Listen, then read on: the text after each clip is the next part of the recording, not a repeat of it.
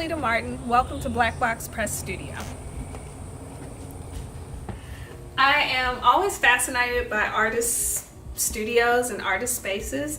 It tells a lot about the artist and how they work and how they create their work. So I thought we'd start off today with a quick tour of my studio. Black Box Press was built in 2016. Since we've done one addition to the studio. This space here was actually the first space that we did, and it's divided up into sections, more of an open concept. So over here we have the library. The spaces usually kind of function as multi-functional spaces. So this is my library, media space. I collect a lot of books. I love reading art books. As you can see in the library, there's all types of processes, books on all different types of processes. Painting, drawing, printmaking, sculpture, ceramics. I'm inspired by a lot of different things, so lots and lots of good reading in my collection.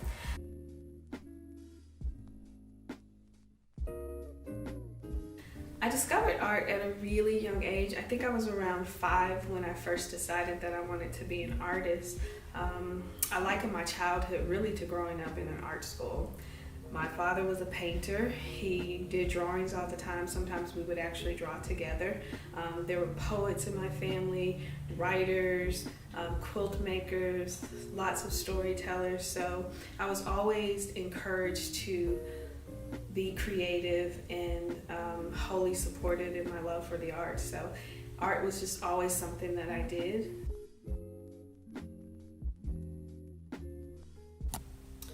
I don't think I chose printmaking. I think printmaking chose me.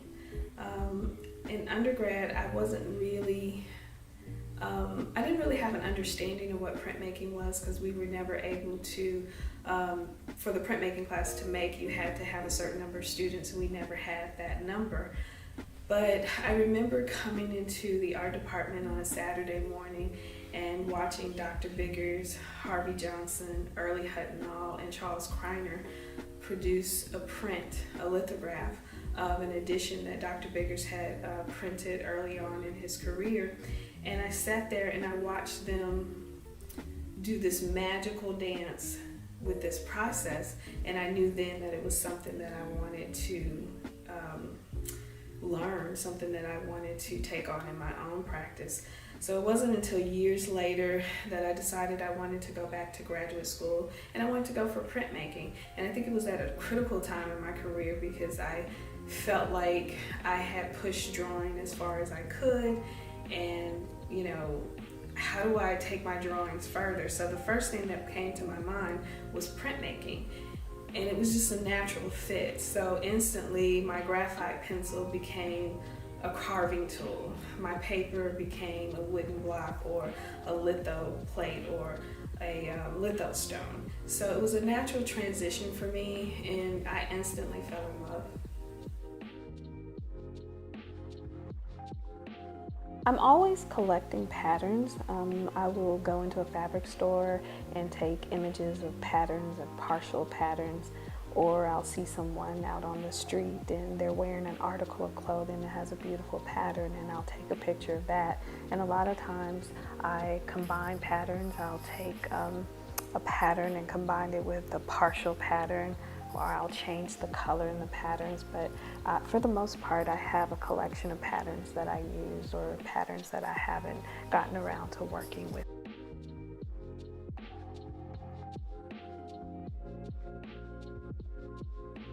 When I'm in the studio, I rarely listen to music. I won't say I never listen to music, but it doesn't happen a lot. I mostly listen to lectures, audiobooks, poetry readings, artist talks, and interviews. While I'm listening, I write down notes and phrases and questions, and I think about these in relationship to my work. And for me, it's like a constant dialogue that's happening, so that I can explore my work in a different way than I may ordinarily think about. I don't sketch before I start a new work. I don't do any type of prep work before I start. I do have a million sketchbooks that I keep in the studio, and there may be 1 or 2 drawings in each one. I think I collect sketchbooks because I love the way paper feels, and I just love books. My preference is to just go straight to the final sheet of paper, and this allows me to not only tell a story but to also record what I like to refer to as the history of a work. Those stray marks that you find on the paper, the ghost marks from where I've erased, all become a part of this visual language that tells a complete story and history of a work.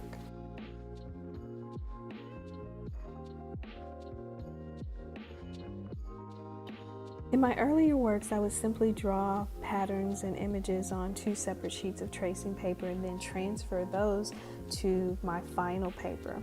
Now that the works have become much larger, I do use a projector when I work. It's for scale and less about placement. Using the projector as it relates to placement, the image doesn't always fall into the right place. So during these times, or during this process of the drawing, scale is more important to me than placement. Placement becomes secondary. So I look to use these moments to challenge myself to take a deeper look at the drawing and just use the information that's given to me once the image has been projected and placed onto the work. When I was younger, I used to help my grandmother with her quilting. I was in charge of cutting out the fabric into squares and then folding them and so that she could stitch them into place. As we worked, she would tell me stories about our family, stories about where she grew up, stories about my great-grandmother, and I felt like she was piecing together my history. And when I look at my own work, I realized that I was piecing together the stories and histories of the women in my work, so stitching naturally became an important part of my process. I make patterns with tracing paper. I then use decorative papers and fabrics to create clothing and adornments for the figure. This is probably one of the most exciting layers of the work. I get a chance to explore pattern, color, texture, and bring them together into the work in a way that they glorify the figure and marry the patterns to the veilscape. All the stitching in my work is done by hand. My grandmother taught me one stitch, which she called tacking, and this is what you see in my work. I don't really have a particular way of stitching onto the work. There is one constant in the process in that I do a pre-punch on one of the holes and I freehand the other. This makes it a lot more manageable. Sometimes if the work is really large, I will roll it halfway and then secure it with clips and finish stitching that way. But overall, there's no right or wrong way to do it. For the most part, I just have to be creative.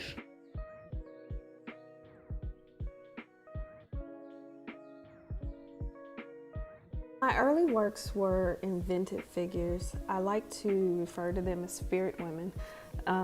These women embodied womanhood. They are a compilation of many women. They're my mother, my grandmother, my sisters, the lady down the street, all of the women who influenced me and helped to raise me.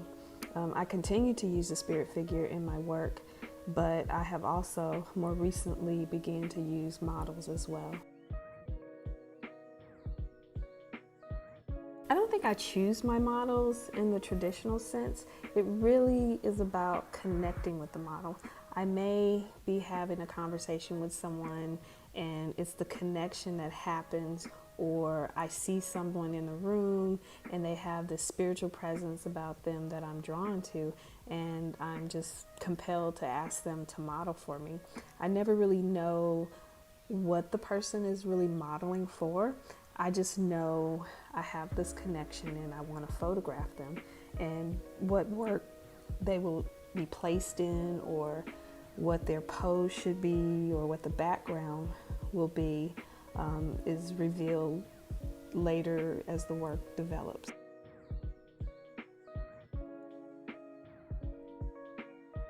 The pattern background is what I like to refer to as a veilscape.